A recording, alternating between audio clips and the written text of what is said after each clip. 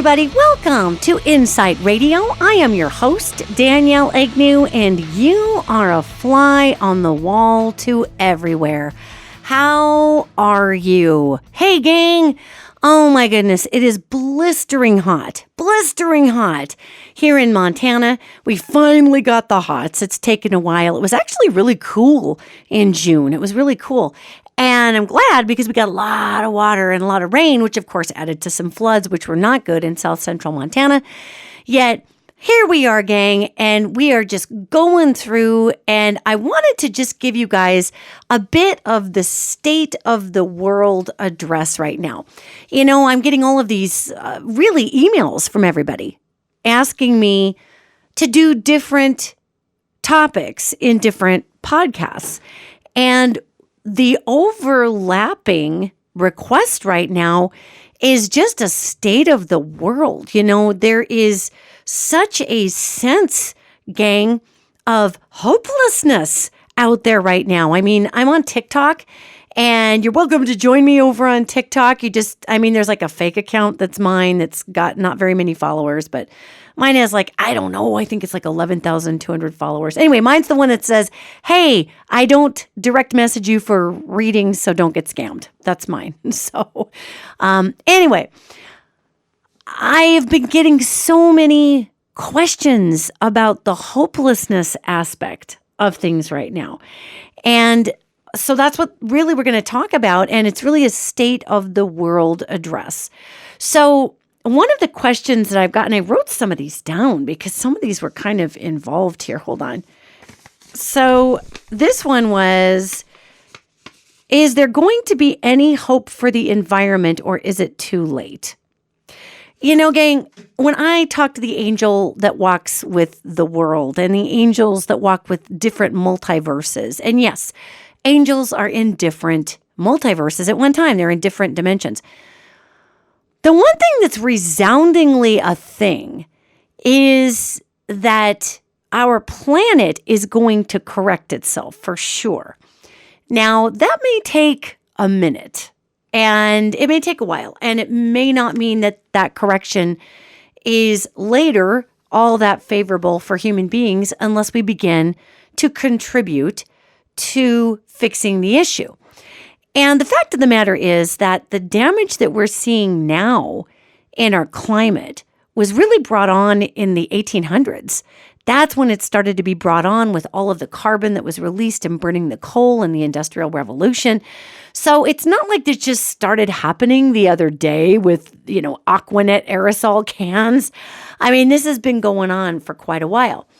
And if we really look at oil production from the 1970s on, and I'm not blaming solely the oil industry, there's a lot of factors that have driven our climate into the position that it is now, with the trapped greenhouse gases, of course, raising heat and causing severe weather patterns, which then turn around and drop floods everywhere. And we'll get into that in a minute. So, in answer to this question, is there any hope for this? Well, what's done is done, gang, and we can't undo what's done. However, these angels show me that there is a considerable amount of hope to mitigate continued damage if we're willing to get out there and deal with it. And, some of the challenges that we have in climate, gang, I'm just taking my glasses off to rub my eyeballs because this is quite a challenge. If you like puzzles, you're going to love this part. So part of the challenge we have, in restoring hope in the fact that climate could be healed is to really get people to understand that we still have a lot of effect on the planet as individuals. And yes, we can talk about riding your bike more and not driving your car as much, but it goes down to things like using plastics as much. Plastics are a petroleum product, you guys. Plastic's made out of oil, black gold, Texas tea, black gold. So plastic, it's not like you go out in the backyard and there's a plastic tree and you just harvest all your bottles and water it next year and hope for the best and hope the, nano grasshoppers don't come in from some dystopian, weird sci-fi version of Terminator and eat your plastic bottle trees. So obviously, plastic bottles, plastic bags, all the plastics, gang, those are all petroleum products. So why do I keep going back to oil? Well, if we all used a little less plastic, there would be less demand for the plastic. And really, we talk about how plastic is cheaper to make than bottles. Well, it's very interesting because you're still using oil to make plastic. And when I talk to a lot of folks who run landfills and dumps, they are looking for glass to go into the landfill because it crushes and it helps aerate the soil and it helps create a healthy decomposition where the methane gas can be trapped and then utilized for vehicles.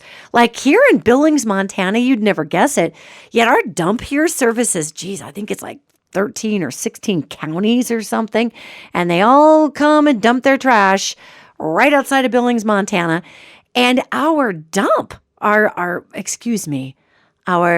trash reclamation area, really is pretty on top of things ecologically as much as it can be. And one of the things they do is trap the methane from the decaying garbage beneath, and they power the dump trucks that go up and down the alleys and pick up the garbage cans and throw the trash in the trucks. They power those trucks on the methane that's generated at the landfill, at the dump.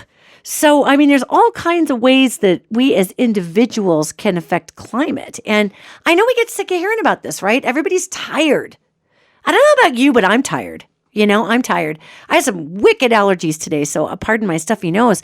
Yet I'm tired. I'm emotionally tired from every day. It's something. It's this eroding negative energy that's all the media covers is negative, because that gets the most clicks because we are such a trauma-driven species.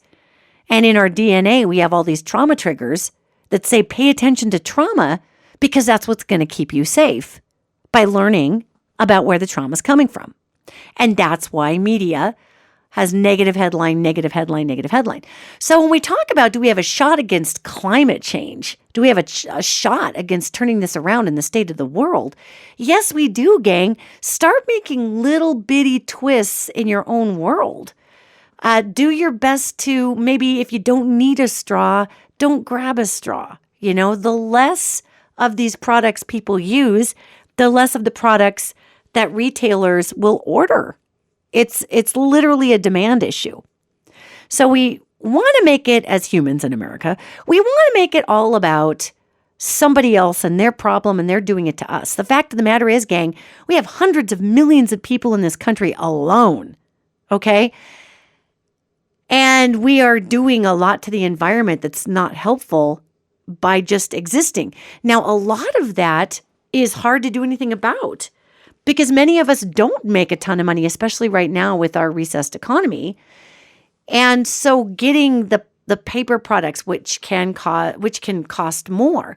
And of course, paper, we cut down trees, right? So we're cutting down those trees that put oxygen and scrub basically the entire atmosphere out.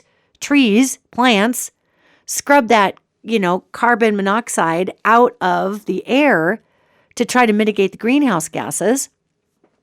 So we got that issue.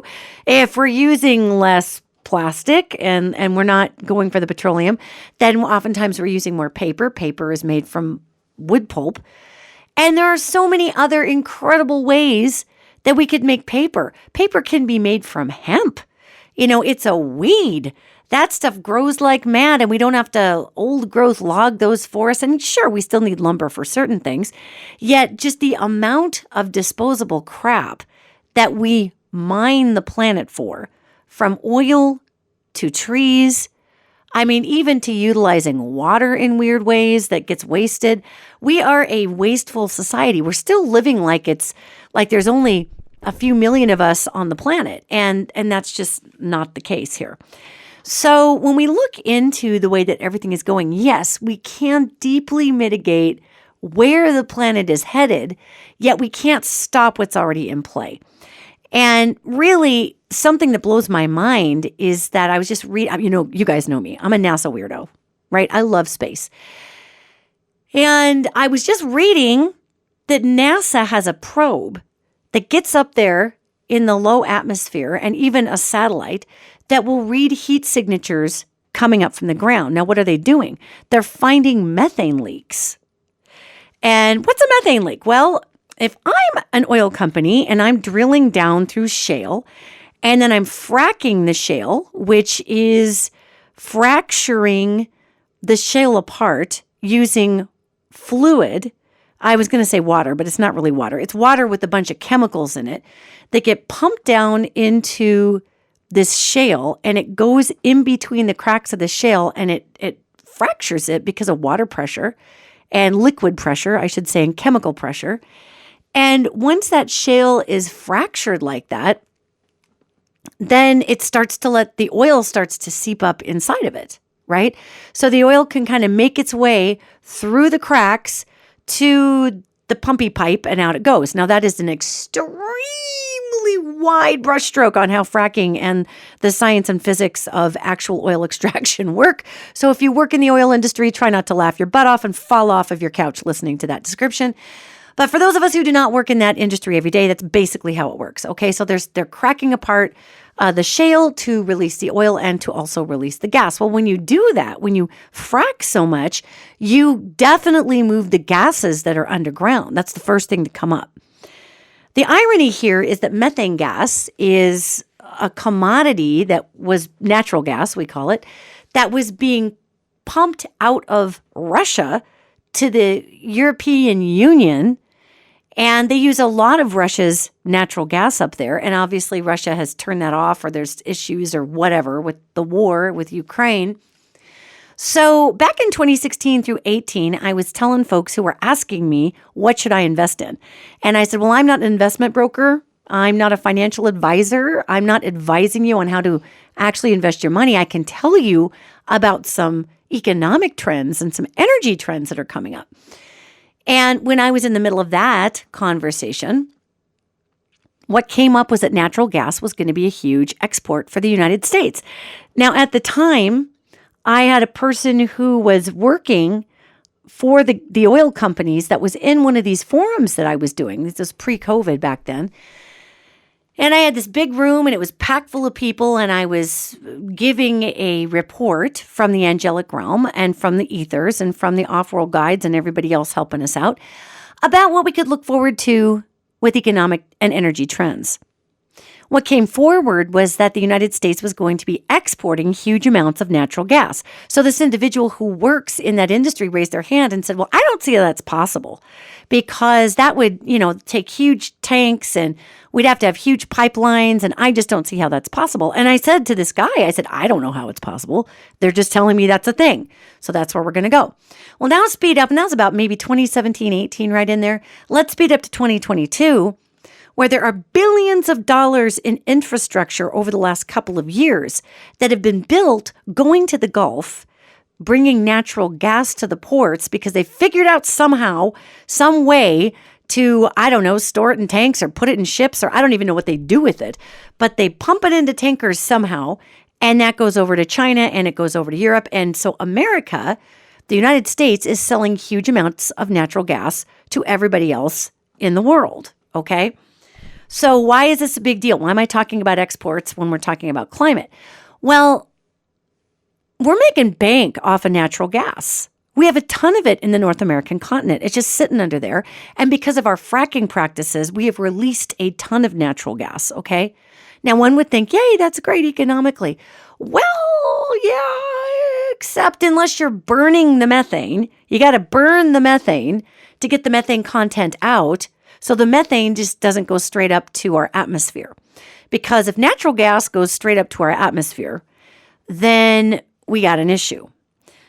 We talk about carbon monoxide. We talk about what a greenhouse gas accelerant that really is, a greenhouse effect rather, accelerant that is as a greenhouse gas. And it's true, it is. Yet if, let's say, carbon monoxide is a greenhouse effect accelerant, okay? Methane, or natural gas, is a greenhouse effect blowtorch. It's a greenhouse effect rocket ship. It's so hot that it traps in the atmosphere, and it's heavy, right? So it just traps heat is what it does. So why am I bringing this up? Because we're talking about what can each one of us do. Well, this is just kind of a not so fun fact, is that in the Texas basin where they were drilling, I mean, it's like 100 square miles or something of this shale down in Texas, it was a shallow sea at one time. And when you had these folks called wildcatters, which are people who just go out there and just start drilling, trying to find the oil. So they drilled about 250,000 holes, okay, in that shale, in that portion of Texas, just in Texas. We're not talking about Montana. We're not talking about Wyoming. We're not talking about Oklahoma. We're talking Texas. Just in that area, and they fracked it like mad, that there's a ton of methane that's just spewing up into the atmosphere through these open holes because maybe they didn't find an access point that was commensurate with them needing the oil to flow sideways. Because really when you frack, you're drilling down and you frack and you're kind of sucking oil laterally in. It's not always that you're pulling it from the bottom up. You might be sucking it in from the sides like a sponge that's pooling somewhere, and then you just suck it all up there.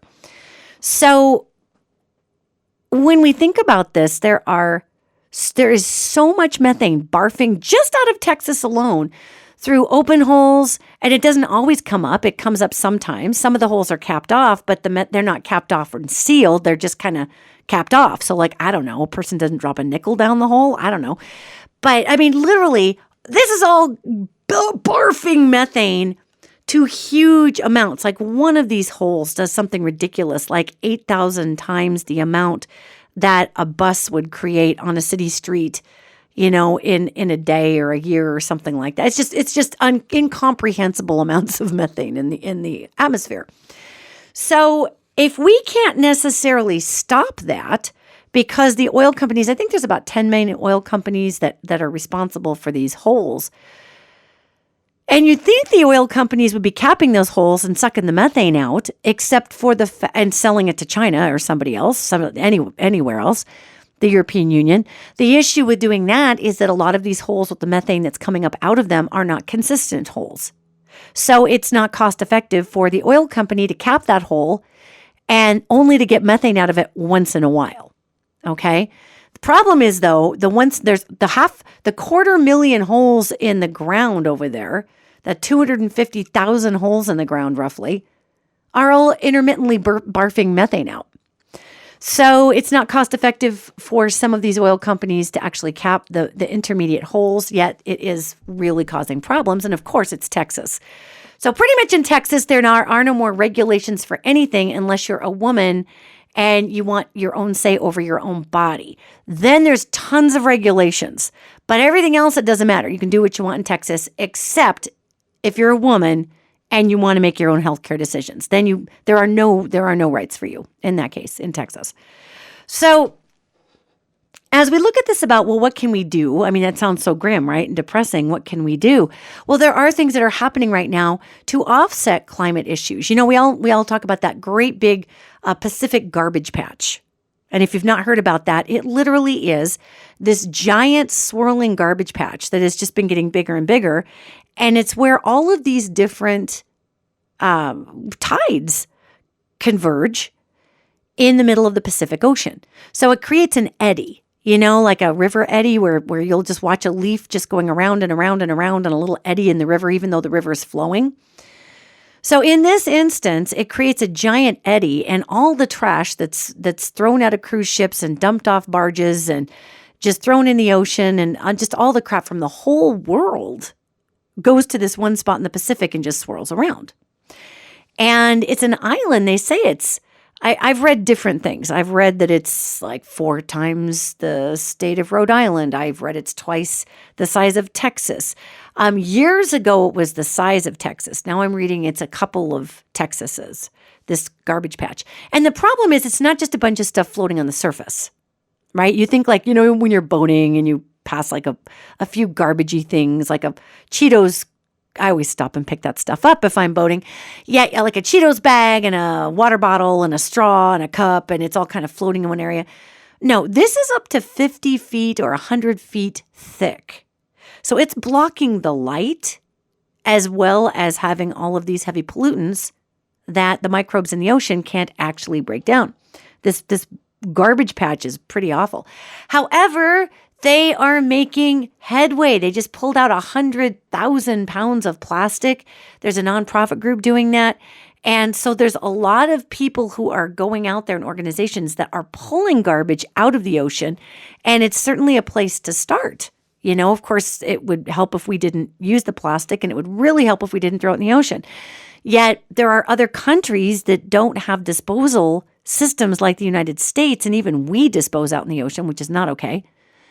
Yet you go into a third world country and they don't have really awesome landfills that have ecologically approved liners and the ability to trap methane underground and then run all their vehicles on the methane. I mean, that's like a major first world thing. So when you're talking India and other countries that may not, I'm sure in certain parts of India, there's probably amazing landfills. And then in other parts, there probably aren't. You know, it just depends on the region, my guess would be. So when the angel who walks with the world talks to me about the climate, yes, we can do something about it. Yet to understand the larger picture and then go into a tight shot, like we did this big wide view that looks like a Google map of the earth, right? And we're looking at this huge garbage patch out in the middle of the ocean that is getting cleaned up right now. And a lot of people are repurposing that plastic into building materials. A lot of that plastic comes back and some of it can get melted down and reused, and others of it is just toast because it's non-recyclable plastic. So, you know, I mean, you shift the usage. It's really about the consumption. How much consumption do we have in the United States? And when you look at a place like Starbucks, and I love me my Starbucks, however, you know, you drive through and those are plastic cups. I just had one the other day. I had an iced Americano and it was in a plastic cup. And I remember thinking, wow, this is how many people are going through here and how many plastic cups are we putting out there and blah. And I think Starbucks may use a plastic that breaks down a little easier, yet it's still a plastic. So one of the things that we can do is just mitigate our use or be mindful of our use, or how much natural gas are you using in your home? You know, if we're being huge users of natural gas in our homes, and sometimes we don't have any choice because that's what it's 90 million below zero, and your entire house is run on natural gas, right? So what are you going to do? Well, a lot of people don't have the opportunity to drop a wood stove into their home to offset the costs. A lot of people rent. As a matter of fact, we have more people who rent in the United States.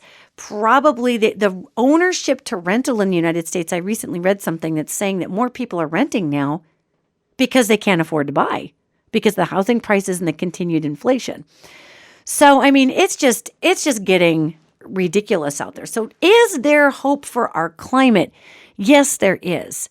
Yet if we can all just take little bitty actions, just a few teensy actions with each one of us, that will help offset things like methane barfing into the atmosphere and other things, to at least offset it from our usage perspective.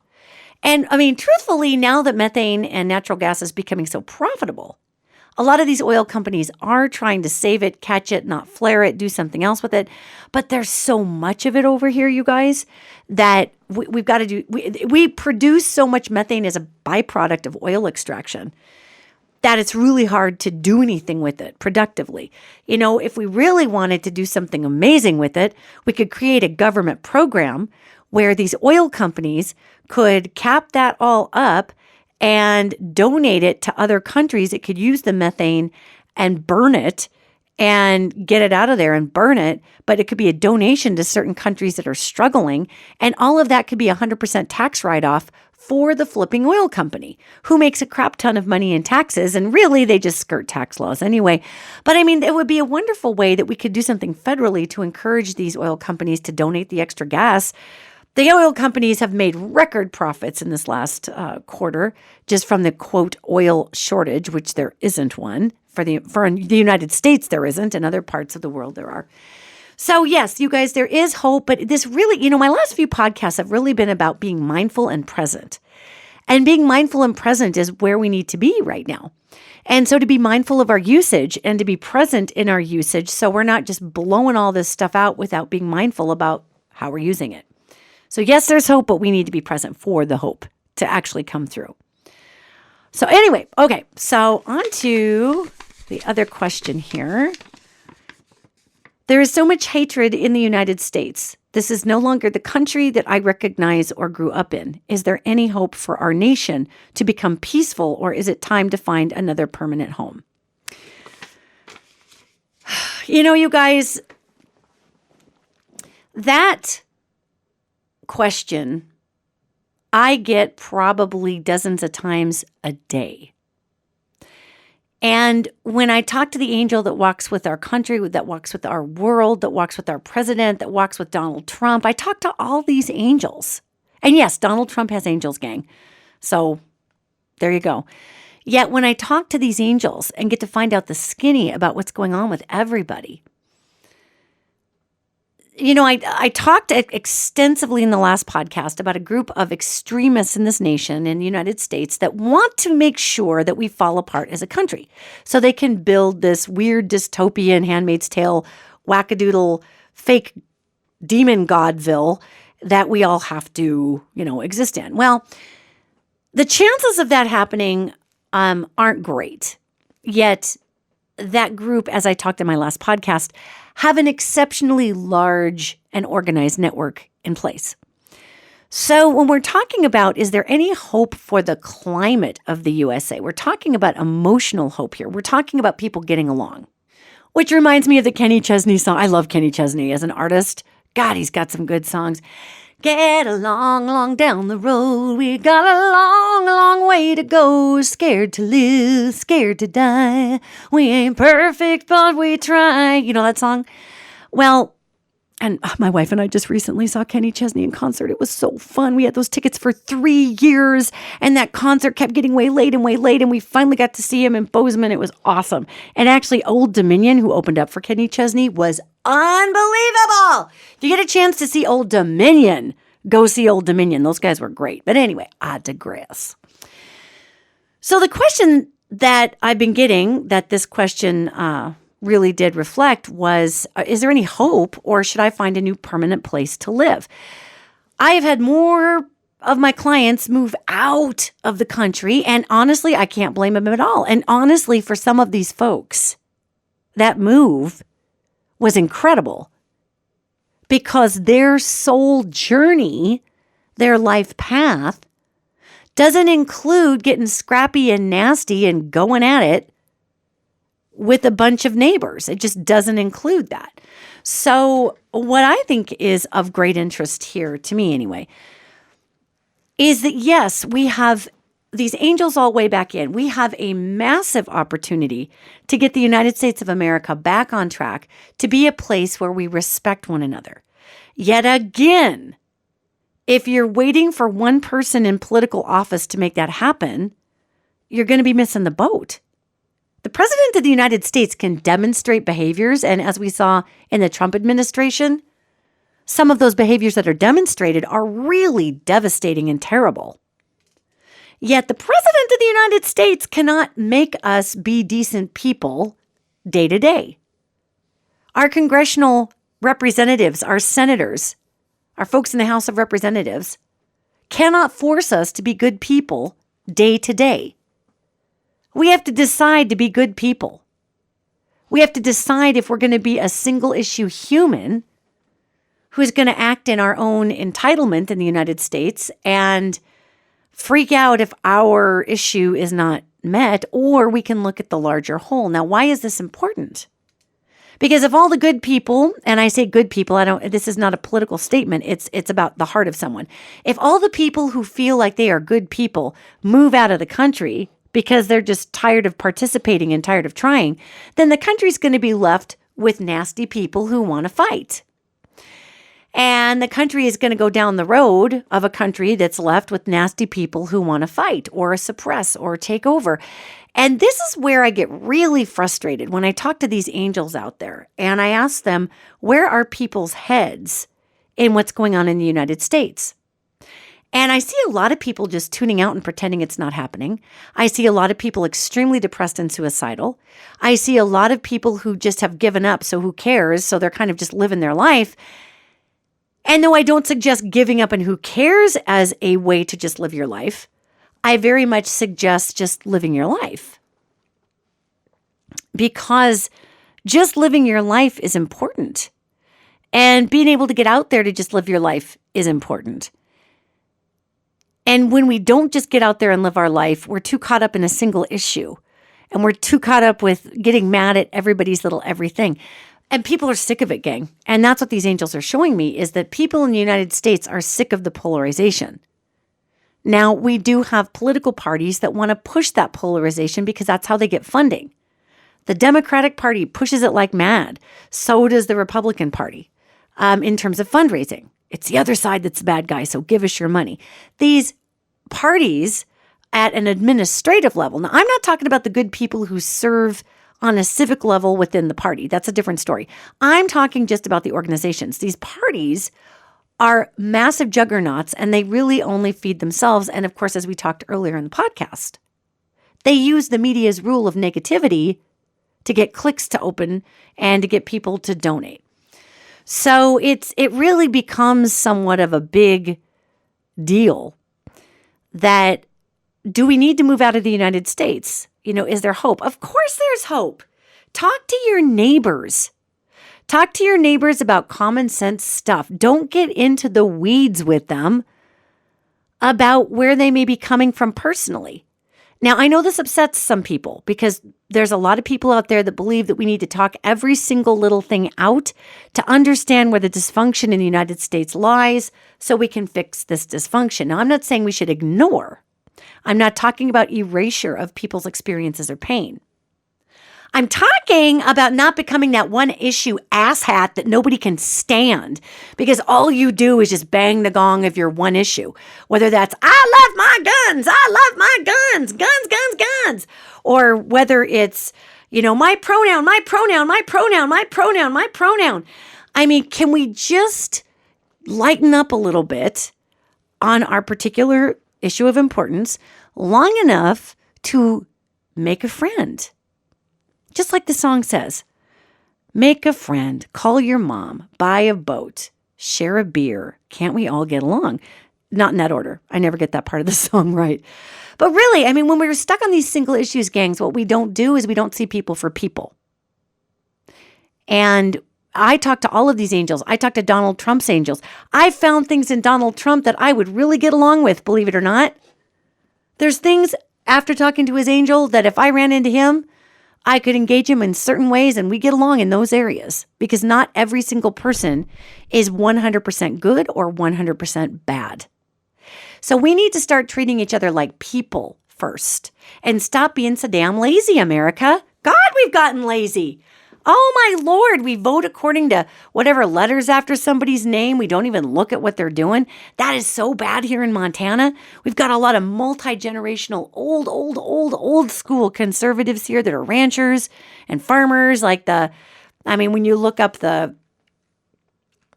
Kevin Costner character for Yellowstone, I mean, that type of old school. And those folks they don't even research what the candidates are doing. They have no idea that our Republican candidates vote against veterans in this state. They have no idea that our Republican congressional candidates vote against baby formula coming in for moms. They're not paying attention. They're just looking at the brand. They're riding for the brand, man. They're looking at the brand and moving on. So when we talk about is the United States of America, can we get past this? And do I need to move? Is there any hope for the country? The answer is yes. There's a ton of hope. Yeah, we've got to get off of our malaise. And I realize that everybody is super tired and really exhausted. So maybe if you could just do one thing, like smile at people in a grocery store, or pick a nice conversation with the person in the drugstore line, or if you have to call for a service and you got a cable question and you got the person on the phone, ask them how their day's going. Tell them you hope that their family doesn't have COVID. Just say something nice to somebody you don't know once a day. That will change the quantum field. That will change the ethers. And if those ethers shift, then we will have more people not feeling that quantum pressure of negativity on their auric field and in their chakral system. And it'll make it easier for people to get along. But we've got to start somewhere. It's kind of like rolling a boulder down a hill. If you go hiking up above in the Beartooth Mountains up above my hometown of Billings, up above Red Lodge, you're going to see some humongous, bigger than a VW bus boulders that were deposited in the forest. Well, it wasn't a forest then. When the glaciers were coming through, it just carved off the tops of mountains and dropped these huge boulders. Now, not to say you want to dislodge one of those and roll them down a hill, because that will kill everything that it comes in contact with, obviously. It's very destructive to have a multi-ton rock rolling down a mountain. That's never good. Yet, if you're going to do something like that, if you've ever watched, like a road company that has got to move one of those boulders, they rock the boulder. They use the boulder's weight as part of the process of moving it. They don't just go and shove it over the edge and it's done. They have to create a wedge on one side, so it rocks the boulder to one side and drops it back. And then they rock it again, and they rock it, and they get so much momentum going on this giant thing that then by the time they put the big shove on, the weight of the stone itself, the weight of this giant boulder, takes it down the hill or takes it out of the path that it needs to be. Now, what I think is interesting about this is it's the little bitty movements that create the momentum in the giant body. You and I, gang, we're like little bitty crowbars energetically. And we can get in there with our little wiggles here and there, just our little wiggles here and there, to move the boulder one way or the other way. And it's necessary to make these little wiggles. And like I say, for me, that's saying something nice to someone in a grocery store line, talking to the checker, talking to the person who, whatever the issue is, talking to that person about just something about their life. It could be a very quick comment that just acknowledges that they're a human on this earth, And it lets people know that they're more than just a function in the machine, gang. And that's part of why we're so depressed in the United States. I mean, the United States of America is built on a consumerist model. It's built on a consumption model. And every one of us are little widgets in the machine, right? We're little widgets that produce. And it's one of the great big reasons for the Great Resignation that I saw energetically after COVID. Was people were tired of not being seen for who they were. People didn't even know who they were when they were home with their family and friends. They're like, ooh, who the hell am I? If I'm not doing my job, this is weird. So the point of this is, yes, there's a ton of hope. We just have to be those little bitty crowbar movements. And we can't get discouraged if somebody doesn't believe what we believe in 5 minutes. I use this example a lot, but in my own family, I have some really sweet conservative folks. They're not the racist, awful, whatever kind of ilk that's coming out. And that's always been there. That's the Civil War right there. So it's not that. Yet these folks don't understand a lot of the single issue hysteria. It's not that they don't want to. They just don't get it. Like, it doesn't apply to their life in Montana per se.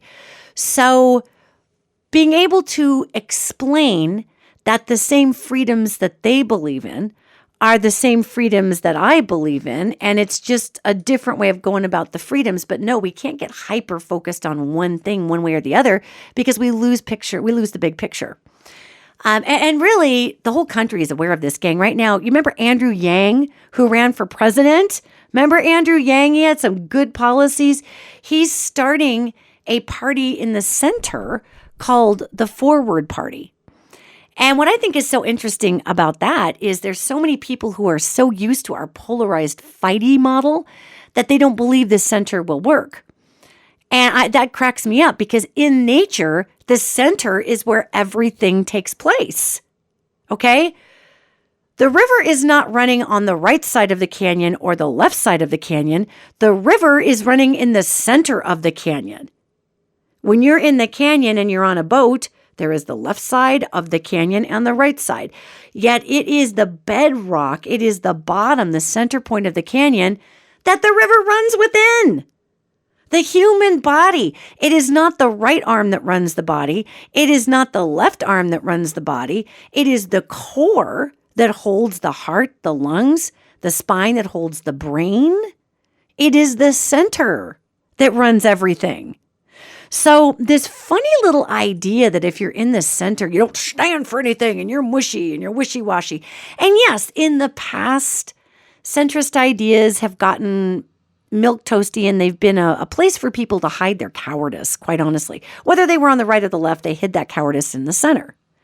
And kind of milquetoast out. Well, I don't know what I should do. I mean, we've had that. We've had a lot of that, too. But I find it interesting because Andrew Yang's whole point of this, and I don't think he started the party by himself, yet he's a figurehead for it and for this forward party. And what I think is interesting is the saying or their logo or slogan or whatever, not their logo, but their slogan is that you don't heal the country on the right, you don't heal it on the left, you heal it by going forward, which is true. So when I get this question about, should I even stay here? Is it even worth it to stay here? Yes, it is. I mean, gang, don't you want to be part of something substantive in your life? I mean, don't you want to be able to say to your family later on, when I was a kid, we had to wear these masks, or when I was a 50-something, we wore these masks and the whole country shut down. And then everybody started fighting and, we had this crazy president and it started before that. And I could have, and I'm not saying if you've left and you're an expat, good, hey, good for you. That was 100% your decision. And like I said, there's not a lot of people not everybody's life path says stay in and fight. Stay in and create a firewall. That's not everybody's life path. And we need to have good expats out of the country who can still vote, but who are outside the country, who are still voting in the country. That's a thing, by the way. You can be an expat and still vote in the United States if you have your citizenship still.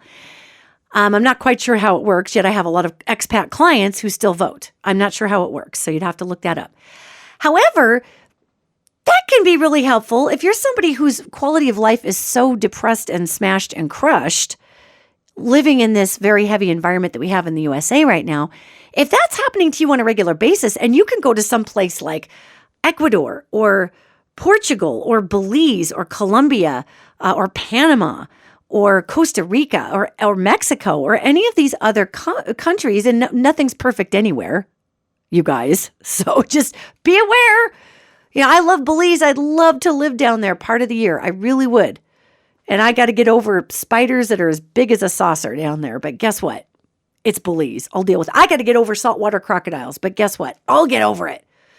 So the reason I want to go to Belize for 3 or 4 months a year is so I can clear my energy out and I can write my books and I can be a clearer channel to do my job. I live in Montana where there's hardly any people. And even I can feel the heaviness that's out here. Talking about out here in the city of Billings, Montana.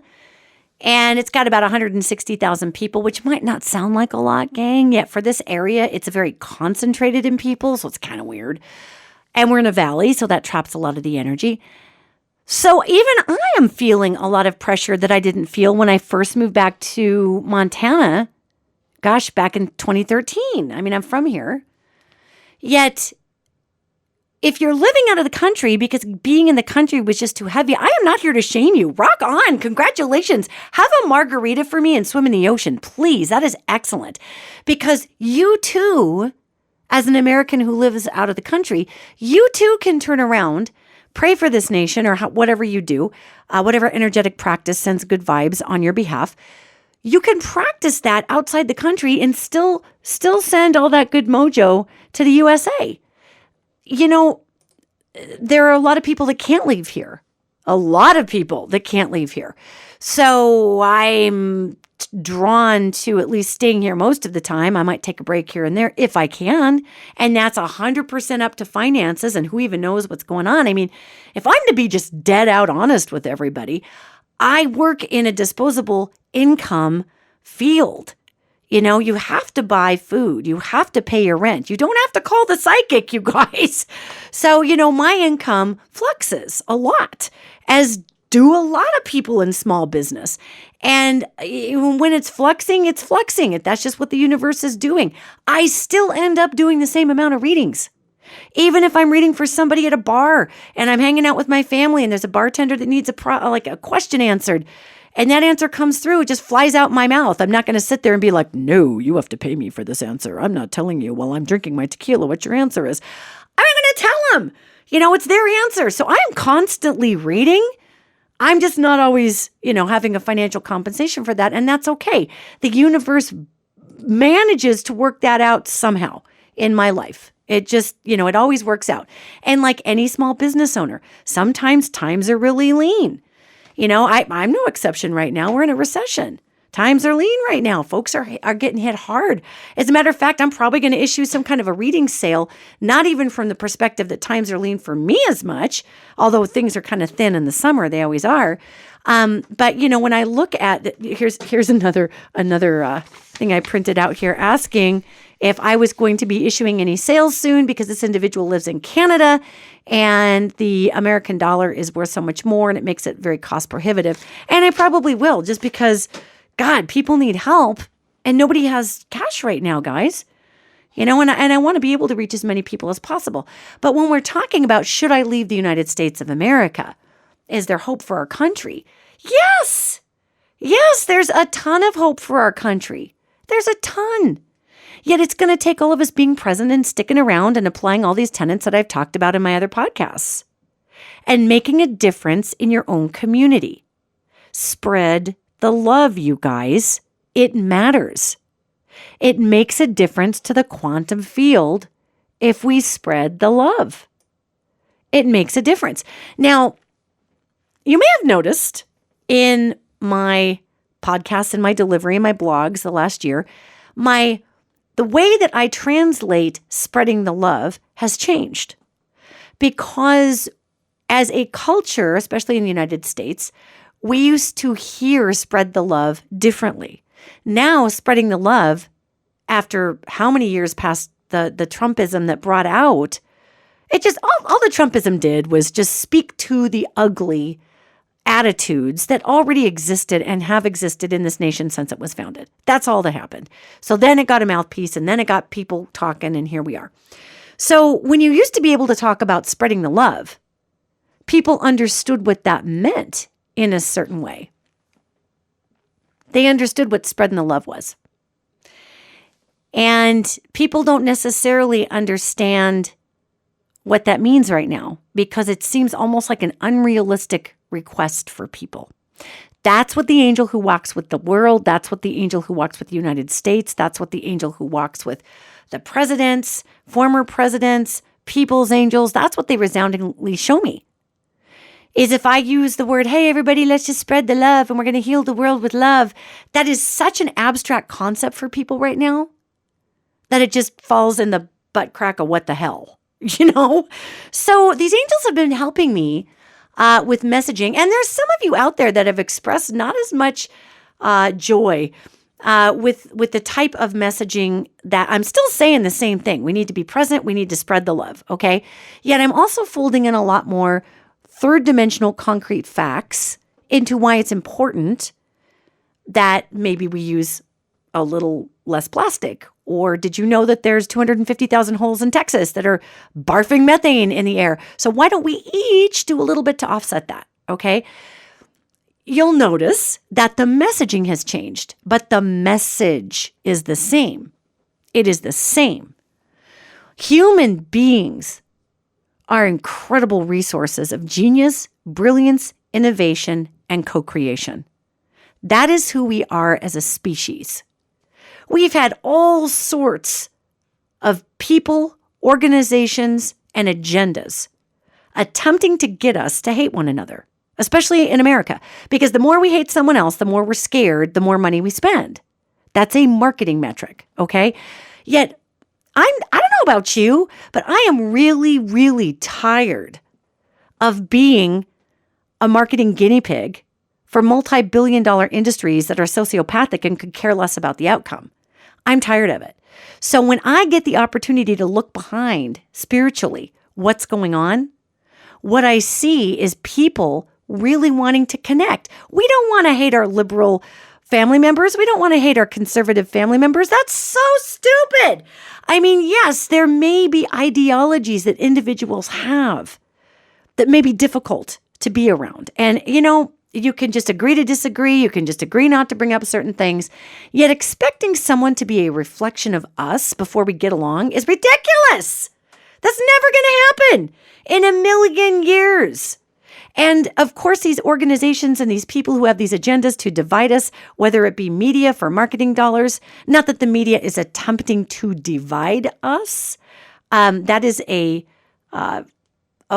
causality. I don't think the media is out to divide us. I think they're out to get as many clicks as possible, and negativity gets those clicks.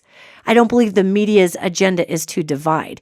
Now, this extremist wackadoodle movement, the wackadoodle Darth Vader, Handmaid's Tale, Gilead people, their agenda is to divide, okay? If you're a terrorist, the agenda is to divide and destroy and to resurrect in your own image. It is the ultimate form of social narcissism is terrorism, if you think about it. So, yes, there's a ton of hope for the United States, gang. There's a ton. Yet it really does involve us. And again, I know some of this messaging isn't always what all you want to hear. And I've had some of you drop off the podcast because you're like, you know what? I just really need to focus only on the positives. I can't take this. And I feel you and I get that. And I don't even take it personally. I don't. I completely get it. I would love to only focus on the positives. What I'm noticing is that only focusing on only the positives, that pool of people that actually operate in that modality is tiny. And these angels would like to see the largest group of people possible being present and bringing their gifts and intelligence forward. And I know that this country can get it together because I'm looking down the road and I'm looking down the future and I see it. I see it in the future. I have timelines all over the place where this nation, to say we're a healed nation, I wouldn't use that word because that would mean that we got rid of every ounce of racism and every ounce of sexism and every ounce of being down on somebody because of what they call themselves or what body they feel like they're in or what gender their partner is. So I don't know that we'll get there, but we can heal up enough to begin to, we can get to a respectful place, a kind place. We can get to a place where we are so excited to see one another as human beings anymore, and we're not suspect of one another. If we just seek the heart of those around us. That doesn't mean ignore. That doesn't mean pretend somebody's not waving a terribly racist flag and shouting terrible things. It doesn't mean pretend that bad things don't exist. It means seek the heart of others. Seek the heart. Because humans, we have this fascinating thing that our biology does that you may or may not even be aware of. Yet, when we make a positive connection with another person, our brain emits chemicals and it cues our body to emit chemicals. And we set out a different type of pheromone, which we can sort of, biologically, subconsciously smell. Our brain can smell it, even though our nose can't really smell it. Although you can smell fear. Fear stinks. Fear is heinous. Fear is an awful smell if it's in a mass area. However, if we are around people and we're creating good vibes with that person, and we're laughing and having a good time, even if that person is suspect of us and we're suspect of them, the brain will begin to create happy pheromones, which cues the brain and the body to relax, okay? And as we relax around one another, we can literally create. Why do you think it's so fun to go to a concert where you have a million people with different beliefs and they all show up to Kenny Chesney and we're all No Shoes Nation, okay? Go No Shoes Nation. We all show up.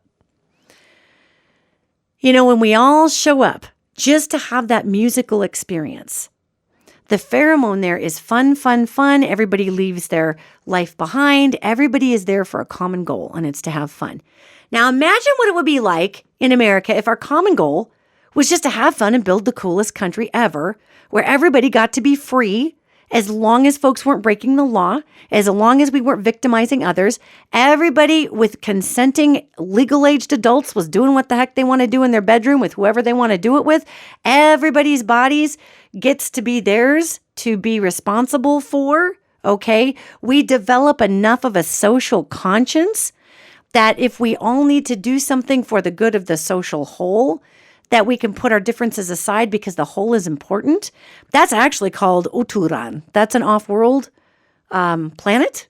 Obviously, it's a planet that's off-world. Otherwise, it'd be Earth. Hello, Danielle. Wow, girl. But it's an off-world realm called Utur. And they very much on Utur, they have this whole modality where they are very individualized, yet the whole is of great importance. And really, our Mother Earth is trying to teach us that the whole is of great importance here. And we can have our different ideas, but we can have like hearts. We can get into our little surface level arguments and what we think is right, as long as at the end of the day, it's like, you know what I appreciate the most about you? Here's what I appreciate the most about you. And here's a tool that I learned from the angelic realm that I would pass on to everybody.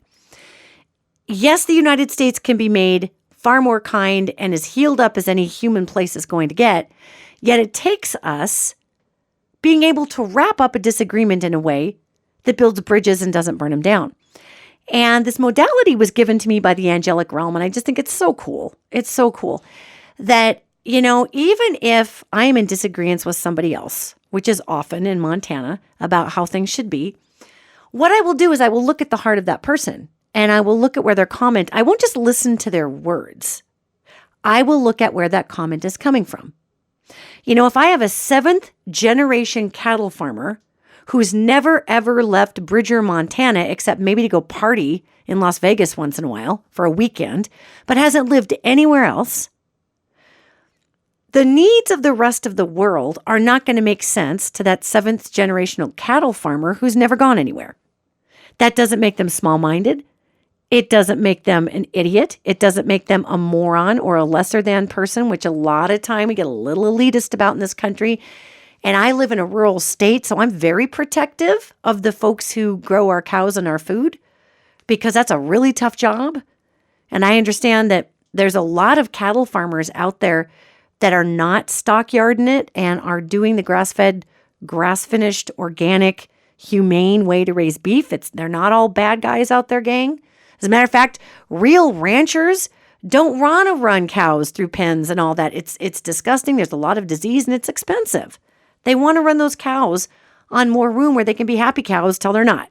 So anyway, I get into this little rabbit hole on that. But the whole point is I might be in a bar in Bridger, Montana, and encounter somebody who has a completely different life experience than I do. They're a heterosexual, they're a male, they're white. And I'm a gay woman who's lived in major cities, who has toured in a rock band, who has had people throw beer on me and tell me they were going to rape me until I was straight, as a younger person at pride marches. I mean, this person and their reality and my reality is not even in the same ballpark. But does that make mine more righteous?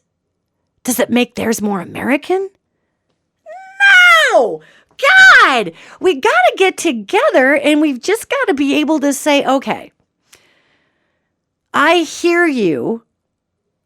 They're going to, if this person, the 7th generational cattle farmer, they're going to have all kinds of concerns about taxation and stuff that I've never thought about because I don't own 100,000 million acres. I don't own that. I don't understand what those financial issues are. I don't do the exchange on cattle. And everybody thinks cattle farmers are these big rich guys. Actually, if you watch Yellowstone, you'll find out the ranchers, they're strapped, man. And if you're a smart rancher, you can save ahead, but your farmers and ranchers are not rich people. They amass wealth, but that wealth goes right back into the ranch. It's not just sitting there turning into a yacht, okay? Real ranchers and real farmers, it's a whole process that blows my mind. So I would maybe need to sit with that person, and this angel prompt is coming up for you here. And we might disagree about why it's important for LGBTQ people to have the same rights and why it's important that we have protections in place for a trans person. That's not going to affect this cattle farmer's life. I'm going to need to hear why, when we have these certain types of taxes that gets passed on to our farmers, that cripples our food system. I need to hear that because I eat food, okay? So we may disagree on certain things because our life draws us to different things are important. Don't you think it's supposed to be that way, though? Don't you think that if somebody doesn't experience a beer in the face and all these things, and there's people who experience a hell of a lot worse than I just rattled off, or people who don't experience getting the taxation and the this and the that, and a lot of ranchers are huge conservationists. They're huge about making sure that the earth doesn't get destroyed. A lot of them are. So this is the angel prompt. If you find yourself, because we can save the USA, gang, we can keep her floating. She's not dead yet, people. We can keep her floating. And I get tired of people saying the USA is dead. No, it's not. We have had a cultural impasse. How the hell do you think Martin Luther King felt storming over that bridge in Selma? That, there were people who got the crud kicked out of them just so we could have this discussion right now. So we need to continue the good work, gang. And I'm sorry if that sounds like, oh gosh, she's telling me to do something, but I am telling you, God bless you. I love you. You're my baby friend. I love you. But we all got to get off our butts and do stuff now. Okay. That's just the way we got to do it, gang. That's how we build the nation we want to see. So, okay, going back, I'm in this bar. I'm with this guy. This is my hypothetical story. And I sit down. The angel prompt that can come through is, even if we disagree on every fine point, because my life has not been his and his life has not been mine, to be able to just say, you know what I appreciate about you? Honest to God, I eat steak, and I appreciate that you get up every morning and you go fish those little cows out of the draw and you actually provide the meat for me. I appreciate, thank you so much for and I appreciate about you taking the time to educate me a little bit on some of these tax issues that you deal with. Because I eat bread, I eat noodles. I didn't know that your wheat farm was getting nailed like that. I didn't know that you were subject to these whacked out government pricing things on things, depending on which administration is in. I didn't know that. I really appreciate that you care for this country and provide food for everybody. I appreciate that you get up every morning and do that. Thank you. Okay? Now, that's how you leave your end of it. And that person may or may not say thank you. Well, and they may say something they appreciate about you, or thank you for having a conversation with me. But find the piece of humanity. This is the action step here, that you appreciate about that person, and tell them that. And sometimes we get into these stupid tiffs about dumb stuff online. And I do think it's dumb. I'm sorry. I can't even say it's purposeful. I think it's purposeful from the perspective that we're seeing other people with other ideas that we have or don't have. Yeah, whatever. I love to see people doing this in real life. And it seems like our virtual life has taken on a semblance of real life. So that's part of real life too. Yet to be able to get out there and tell someone, even if you disagree with them, what you appreciate. Now, sometimes that you just may not find that. And in that case, just turn around and leave. Yet these angels say, for that which is the draw of the Spirit, this is your like point of origin. In other words, if we just quit getting single issued into a hole, and you can still be the rightist righty you want to be. You can be the leftist lefty you want to be. Whatever, man. But being able to coexist with this planet, with the air, with the trees, with the water, with the animals, with one another. Being able to have the gift of your perspective. And being able, even if you don't understand it or agree with it, but being able to say, I really can appreciate X, Y, and Z in your humanity. I appreciate that. I appreciate you. Will take that pheromone in that person's brain and turn it on. And pretty soon you've made a connection. And pretty soon you might be the wacky lefty friend of the big righty, or they might be your wacky righty friend that you tease about guns and they tease you about hugging a tree.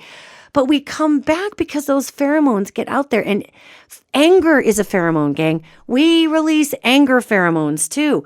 And when we get all mad and we're in anger, the anger pheromones can feel like a drug. They can feel like a hell of a high. That's why you'll see a lot of these rallies that people go to, whether they are on the left or on the right. And people are getting people all fired up and angry and blah. And there's this rah, and that's freedom and that whole thing from William Wallace. I mean, that's how you get your troops whooped up. If you are a human that has more testosterone, that's generally a male, then you are far more subject to those anger pheromones than somebody who doesn't have as much testosterone. So you might want to watch that. That testosterone gets lit on fire, just like the methane goes up into our greenhouse gas conglomerate and bakes the earth. Man, woo! So just be aware, gentlemen, and anyone out there who has more testosterone in their system, that, woof, just be aware that can be a heck of a short fuse. However, the anger pheromone triggers others to be in anger. The love and safety pheromone triggers others in a much larger way to come and hang out with you. The anger pheromone kind of goes from one person to the next, like a little bug infecting people. And again, these are giant brushstrokes here. Yet the inclusion, the love pheromone, that draws in the multitudes because the body actually triggers the happy chemicals easier than the scared chemicals. It'll trigger scared chemicals, but they come and go. The happy chemicals will get triggered and they'll get hung on to longer. That's why when you go to a concert, everybody's getting along. Tell you drink too much whiskey, then people get stupid. But I mean, it's just everybody's getting along because of that vibe. And energetically, it's the same way too. It's not just science, it's energy. Human beings, the human spirit is made of a fabric that responds to connection, acceptance, positivity, really compassion, being seen, being valued. That's the human spiritual fabric. So you want to save the country? Yes, it's worth saving. Do you have to move? No. If you do move, rock on. Please still vote. If you're like hell with all y'all, then please send this beautiful country a lot of energy because that's positive, because this country does affect the rest of the world financially. And we have millions, hundreds of millions of people that can't afford to move here. And those are the most vulnerable of our populations. And many of those vulnerable populations, many of them are people of color, many of them are not. If you go into Alabama, you're going to find, and Kentucky, all that flooding down there, my goodness, there's a lot of impoverished areas where people of all colors are suffering. So when it comes to socioeconomic blows, our people of color in this country pretty much win that one hand down, which is super sad and it breaks my heart. Yet it's so funny when I hear my white friends, they're like, oh, well, I'm struggling too, and I don't get this and that, and everybody's struggling. I'm like, yeah, well, try being a black person in this country for 5 minutes. Just try that. And then we're going to compare our struggle ratio here. Okay? Try being a Native American person in this country, and you're just flat out invisible. You are flat out invisible. Our shame is so great for that genocide. I have Native friends who are like, man, they'll just like look right past me in a line, like I'm not even there. And I've heard that also from my Latin friends, from my Black friends. We have a lot of work to do, and we can get it done. We've just got to connect with each other on that level. That is person first. Issues got to be last, folks. And that really is hard because we're fighting for certain issues, and I get that. And I understand this is a massive request for many of us. Yet, get into those discussions where we're not fighting, we're just discussing. And making sure to say something I appreciate. You know what I appreciate about you is this. You know what I appreciate about you, my super conservative friend, is that you still have this beautiful belief that people can do the right thing if given enough latitude. And I love that because I don't know that I believe that anymore. I don't know that I believe people can do the right thing if given enough latitude. That's a lot of my libertarian friends here in Montana. They're like, just don't overtax people. Give people the room. People will do the right thing if they're given enough room. Well, some people will, And then other people will take massive, massive advantage of huge loopholes and regulations and wreck the environment. So, I wish we all would just do the right thing. But until then, let's start with that connection, gang. Let's start with that connection, because there is great hope to be had. Connection human-wise, connection to the planet. There is great hope to be had. Yes, we can change. We can change around the environmental issues. We're down a specific path, and it's going to get way more Old West, and our weather is going to get way more crazy. And we're going to have a lot of floods and all kinds of things in the south, and the really St. Louis area still has another one coming, headed towards it. I know they just flooded not too long ago. There's a lot going to happen. Yet, if we do a little bit, each one of us, we got this, gang. And if you need to focus on the positive, that is fantastic. And please do, and share it with everybody, and make your world a little smaller so that you can manage the beautiful light in that world. Just make it a little bit smaller, knowing that we're part of the whole. And the rest of this is going to set into place, okay?